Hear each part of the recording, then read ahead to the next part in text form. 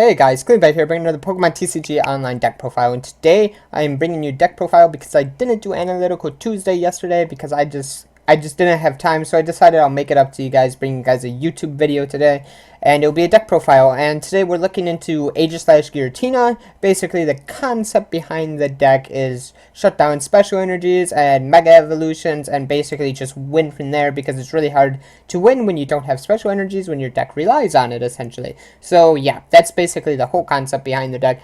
So I want to do one last thing before we get right into the deck profile, and say shoutouts to Card Karma for letting me borrow 3 of his Aegislashes. Yeah, I wouldn't have been able to make the deck profile or playtest it at all if it wasn't for him. So shoutouts to him. Guys, go check him out. I do believe his YouTube is Card Karma. So yeah, shoutouts to him. And I'll leave a link down in the description below for him. But thanks for the Aegislashes, bro. I'll be giving them back to him pretty soon. So yeah, but let's just straight into the deck profile. We're running 3 Giratina EXs. He has the ability Renegade Pulse, which basically means all damage and all effects from Mega Evolution Pokemon do 0 damage. Then it has the attack Chaos Wheel, which requires 4 energies. Big old energy attack, but it does your opponent can't play tools, special energies, or stadium cards from his or her hand. So that kind of just slows them down and basically allows us to take control of the game. But as you can tell, it has a huge energy cost, so we need energy acceleration, so we'll jump into that a little bit later. But moving on, we're running 2 Shaman EX just for draw, because standard format's kind of slow with draw, seeing we lost N and Chorus and stuff like that. So we're running 2 Shaman with setup. Then we're running 3 Aegislash with Mighty Shield, prevent all damage done to this Pokemon from each of your opponent's Pokemon that has special energy attached to it. So basically, this is just the special energy counter, essentially. So yeah, moving on from that, it's pretty basic. You just use Aegislash whenever they have special energy and stuff like that. So yeah, but moving on, we're running 3 Bronzor and 3 Bronzong. This is our Metal Energy Acceleration. We can attach 2 Metal Energy to Giratina and 1 DDE and have a completely powered up Giratina. So that's why we're running the Metal version. I think this version might be better than the Reshiram version in my opinion, but I had to playtest a little bit more, but still. So I really think this version is a little bit better, just mostly because of Aegislash. But other than that, yeah. But moving on, we're running 1 non-EX attacker, and that is Heatran. I think Heatran's pretty solid with Steel Drop and Steam Blast. You're able to just get certain kills that you wouldn't really want to have to do on like Aegislash and Giratina. It can hit that magical 130 for Xerneas, stuff like that. So Heatran's really good. But moving on to the trainers, then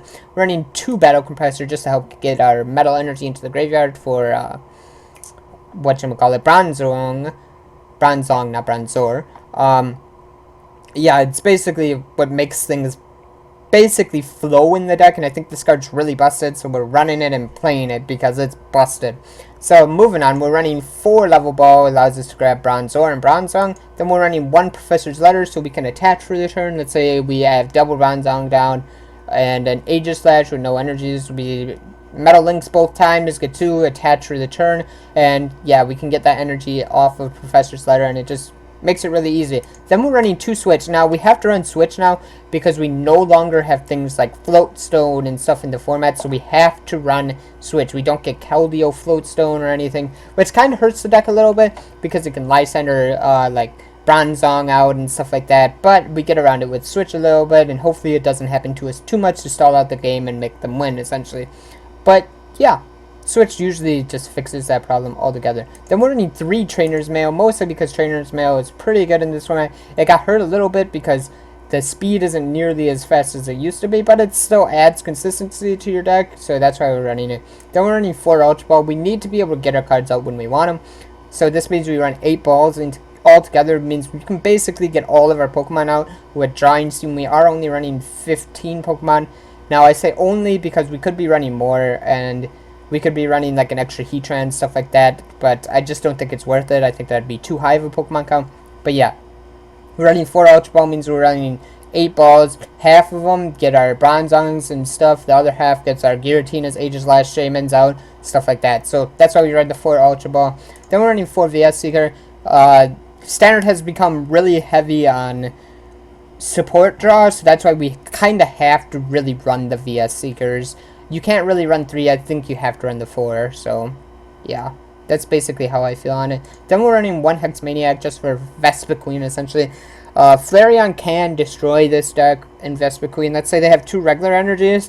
They can just destroy this deck with Vespa Queen. They can Lysandre out your Aegislash, use Flareon, hit down on the bench, have its ability, it does fire damage, it takes 2 prizes, basically in a blink of an eye. That's why we have to run Hex Maniac in this deck, in my opinion. Plus, it shuts down other Shaman, stuff like that. But you do have to be wary, it does shut down your own ability, so you might not want to use it. You can always just discard it out of Battle Compressor if you do not want it in your deck, if that makes sense. So yeah, it's very optional of a card. Then we're running 1 Lysandre. Lysandre is just really strong. If you aren't running it, run it. That's all I'm going to say on it. We're running 3 Observations of Professor Birch. I said that backwards, but yes. It's basically the only other... It's our second best draw card in the entire format, so we're running it. No other reasons why we'd run it. Then we're running 4 Sycamore. It's the best draw card in the format. Yeah, we just kind of have to run Sycamore at this point. I like it. It doesn't bother me, so we're running 4. Then for stadiums, we run 2 Skyfield, just because sometimes we can have a big old bench when reverse Rayquaza, stuff like that, and we can shut down special energies and all that stuff, so Skyfield does not hurt us. Then we're running 2 Steel Shelters for the people who like to run Area Dose, stuff like that. Make us immune to their poison shenanigans. And Steel Shelter is just really strong overall, so that's why we run 2 Steel Shelter. Plus, that helps us win the Stadium Wars. Back and forth stadiums are kind of important in standard format, but not as much as you'd think. So, then we're running 2 Muscle Band.